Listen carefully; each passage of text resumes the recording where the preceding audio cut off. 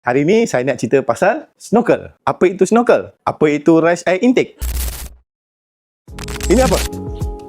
Safari. Memanglah safari, tapi apa dia? Ini kita panggil rise air intake. Kita tinggikan lubang hidung dia. Supaya apa? Supaya kita nak redah air ke apa semua, kita boleh daripada tahap yang biasa ke luar biasa.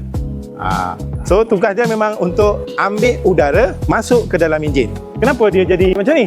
Sebab ini head ni, satu, angin masuk cepat terus ke dalam, enjin performa baguslah. Dua, untuk kita lalu air tinggi sini, paras ni. Yang biasa sini.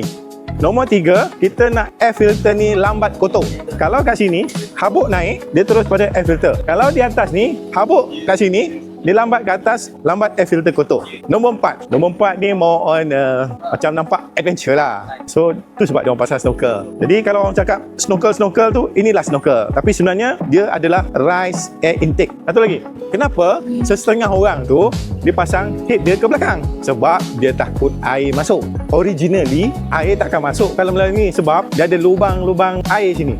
Air hujan masuk, kena kat body meleleh je kat tepi sini. Dia tak adalah sampai ke bawah. Setengah orang tu dia tak ada yang ini. Jadi air tu kemungkinan ada yang tersesat ke bawah. So untuk mengelakkan tu, Safari Snorkel ni dia design ni memang ada R&D, air akan meleleh ikut tepi sini. Ini configuration engine bay yang mana air intake dia kita dah ubah sesuai daripada yang bentuk asal. Yang bentuk asal dia ada cover kat sini, ada getah kat sini kan. So dia ambil kat sini, dia masuk dalam air intake.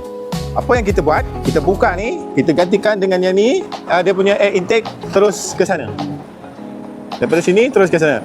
Asal dia daripada sini masuk ke sini.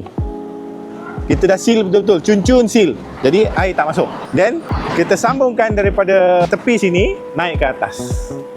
Tepi sini kita tebuk naik ke atas.